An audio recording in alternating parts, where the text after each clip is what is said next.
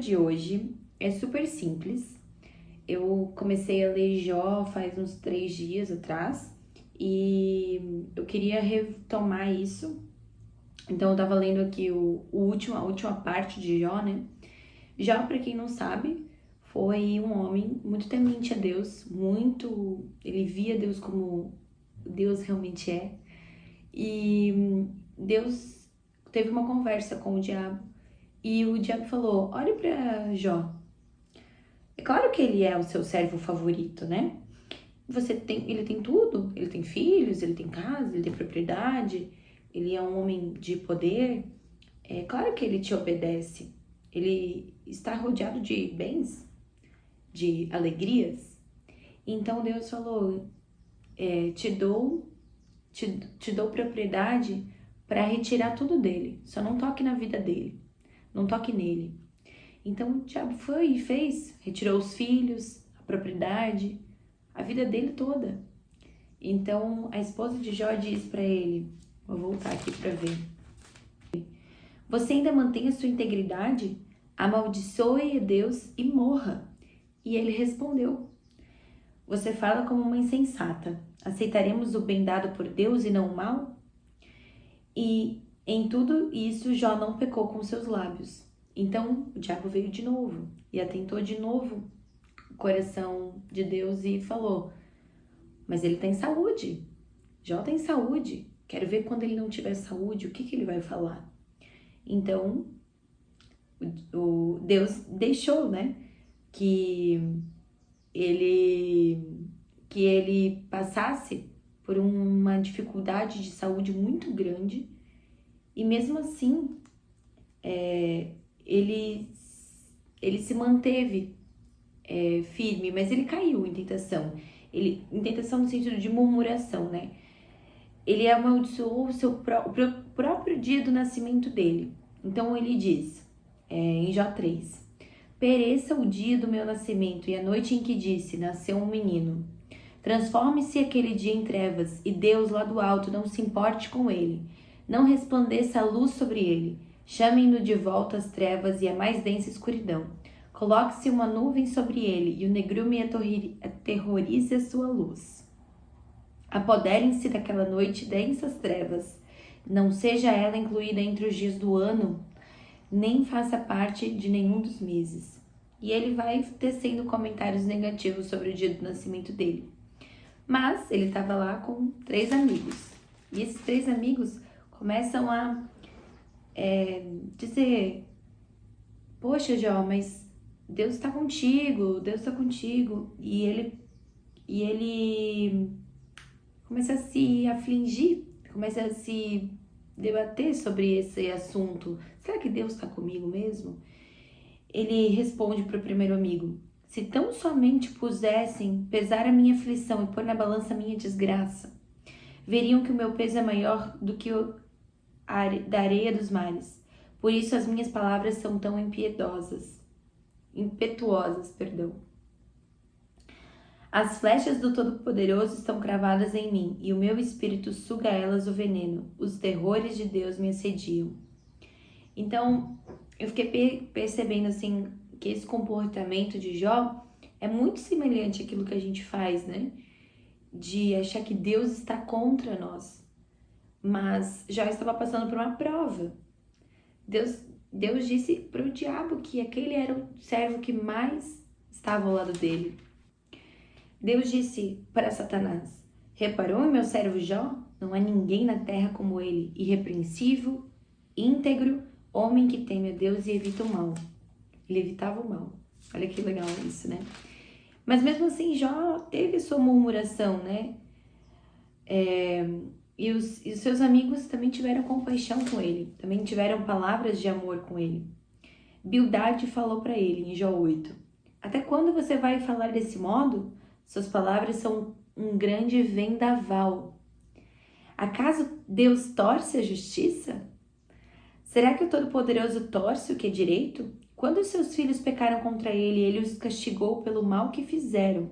Mas se você procurar a Deus e implorar junto ao Todo-Poderoso, se você for íntegro e puro, Ele se levantará agora mesmo em seu favor e o restabelecerá no lugar que por justiça cabe a você. Olha que lindo, gente. Eu fico muito empolgada, porque quando a gente lê a palavra é quando a gente conhece o caráter de Deus. Então, olha só essa passagem, tá dizendo que acaso Deus torce a justiça? Acaso você recebe aquilo que não é de direito seu? Acaso você recebe aquilo que não é de direito seu? O mundo ele é muito justo, a vida ela é muito justa. Na bondade e na maldade. Então, Deus é muito justo. E isso se reflete aqui na passagem de Jó. Ela é comprida, né? Mas eu vou trazendo alguns trechos que me chamaram a atenção para vocês. Então Jó respondeu: bem sei que isso é verdade, mas como pode o mortal ser justo diante de Deus? Ainda que quisesse discutir com ele, não conseguiria argumentar nenhuma vez em 1000. Sua sabedoria é profunda. Seu poder é imenso. Quem tentou resistir-lhe e saiu ileso? Ele transporta montanhas sem que elas o saibam. Então Deus faz as coisas sem que a gente saiba. Deus move as pessoas sem que elas saibam que elas estão sendo movidas, né? E em sua ira as põe de cabeça para baixo. Tira a gente do lugar, tira a gente do conforto, tira a gente da normalidade, retira a gente desse lugar, né? Ele é o criador da Ursa e do Órion, das Pleiades e das constelações do sul. Realiza maravilhas que não se pode perscrutar, milagres incontáveis. Quando passa por mim, não posso vê-lo. Se passa junto de mim, não o percebo. Gente, a Bíblia é uma revelação daquilo que Deus é com você e daquilo que Deus é, de como Deus é. A palavra é Deus. Deus é a palavra. Então, quando ele fala aqui, ó, realiza maravilhas que não se pode perscrutar e milagres incontestáveis, quando passa por mim, não posso vê-lo. Se passa junto de mim, não percebo. Então, nós temos que ter a certeza de que Deus está conosco, independente do local, do momento, porque nós não conseguimos perceber, às vezes, o que Ele faz, mas Ele está ali. Então, ele continua falando, né, sobre Deus de uma forma bonita, mas ele traz aqui, ó: minha vida só me dá desgosto, por isso darei vazão à minha queixa e de alma amargurada me expressarei. Direi a Deus: não me condenes, revela-me que acusações tens contra mim. Então, quando Jó estava lá no fundo do poço, que ele não tinha mais casa, ele não tinha mais propriedade, ele não tinha mais filhos, ele não tinha mais nada, ele não tinha nem saúde, ele disse para Deus: não me condenes, revela-me que acusações tens contra mim. Tens prazer em oprimir-me, em rejeitar a obra de tuas mãos, enquanto sorrir para os planos dos ímpios? Acaso tem olhos de carne? Enxergas como os mortais? Teus dias são como os de qualquer mortal? Ele começa a perguntar, né? Os anos da tua vida são como os dos homens? Pois investigas a minha iniquidade e vasculha o meu pecado, embora saiba que eu não sou culpado e que ninguém pode livrar-me das tuas mãos. Foram as tuas mãos que me formaram e me fizeram. Irás agora voltar-te e destruir-me? Ele pergunta isso, né? Ele pergunta: lembra-te de que me moldastes como barro e agora me farás voltar ao pó? Acaso não me despejaste como leite e não me coalhastes como queijo? Então ele tem vários questionamentos. Se eu pecasse, estaria me observando e não deixaria sem punição a minha ofensa. Se eu fosse culpado, ai de mim, mesmo sendo inocente, não posso erguer a cabeça, pois estou dominado pela vergonha e mergulhado na minha aflição. Ele traz várias dessas passagens, né? Questionando Deus. Então Zofar responde para ele: ficarão sem respostas todas essas palavras? Irá confirmar-se o que essa tagarela diz? Sua conversa tola calará os homens? Ninguém o repreenderá por sua zombaria? Você diz a Deus, a doutrina que eu aceito é perfeita e sou pura aos teus olhos. Ah, se Deus lhe falhar, se Deus lhe falasse, se abrisse os lábios contra você e lhe revelasse os segredos da sabedoria, pois a verdadeira sabedoria é complexa. Fique sabendo que Deus esqueceu alguns dos seus pecados. Nossa, gente, Deus esqueceu alguns dos seus pecados. Amém. Amém, porque nós pecamos todos os dias nós pecamos. Eu tinha muita dificuldade de entender o que era o pecado, não porque eu me achava uma pessoa perfeita, mas porque eu me achava uma pessoa boa, e porque eu achava que errar era parte, né? E não tô dizendo que não é, é parte. Errar é parte e nós temos que aceitar esse erro e também nos perdoar. Mas se engana quem acha que não vive no pecado. O pecado ele tem muitas raízes: imoralidade sexual, a ganância, a ira, a raiva. Quantas vezes a gente se ira e acaba agredindo outras pessoas verbalmente, acaba despejando no nosso próximo, das pessoas que moram com a gente, a nossa raiva, a nossa angústia. Então, às vezes a gente tenta de tudo para não acontecer dessa forma e acaba acontecendo. Então é muito difícil a gente se afastar do pecado. Mas Deus nos perdoa, Deus nos vê além do pecado e esquece os nossos pecados. Ele joga os teus pecados no mar do esquecimento. E, claro, se você revela isso para ele, né? Como Jó disse: não me condenes, revela-me que acusações tens contra mim. Então é muito importante. A Marina Alva Calegari fala sobre isso. Eu adoro o conteúdo dela. Ela fala sobre nós pedirmos para Deus nos mostrar, nos dar um coração quebrantado, para que nós podemos enxergar os nossos pecados, enxergar aquilo que nos afasta de Deus, porque o pecado ele nos afasta de Deus. A murmuração nos afasta de Deus, porque isso não é aquilo que Deus é, não é viver sobre o manto dele.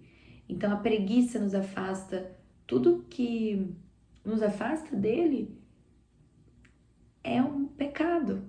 Então estar debaixo da asa dele, estar debaixo do manto sagrado dele é maravilhoso. Enquanto não estar debaixo do manto dele é um pecado. Em Jó 19 ele fala: até quando vocês continuarão a atormentar-me e a esmagar-me com palavras? Vocês já me repreenderam 10 vezes, não se envergonham de me agredir.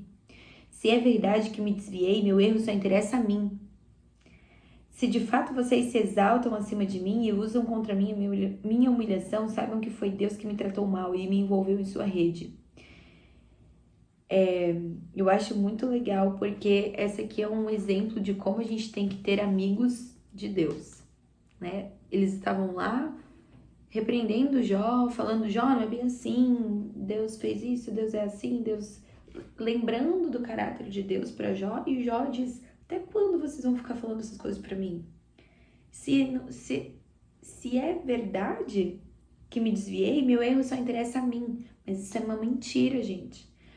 A igreja que deixa um sair do caminho é uma igreja também que peca. Porque tem passagens, né, que falam sobre o pastoreio, e se um sai do rebanho, se uma ovelha for perdida, Deus vai atrás daquela uma ovelha perdida. Então, como é importante nós termos amigos que oram pela gente, como é importante nós termos pessoas próximas de nós que querem nos ver próximas de Deus, né?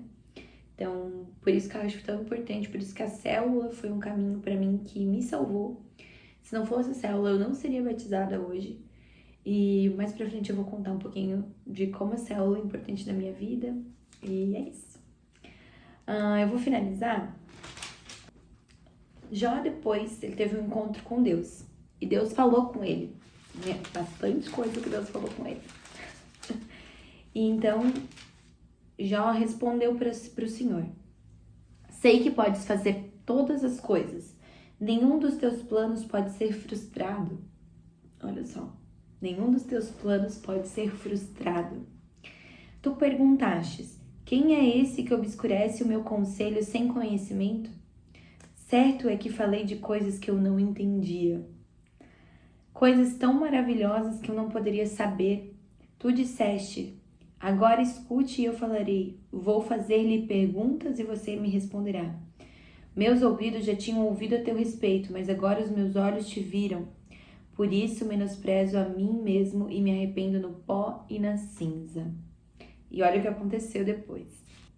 O Senhor abençoou o final da vida de Jó mais do que o início. Ele teve 14.000 ovelhas, 7.000 camelos, 1.000 juntas de bois e 1.000 jumentos. Também teve ainda 7 filhos e 3 filhas.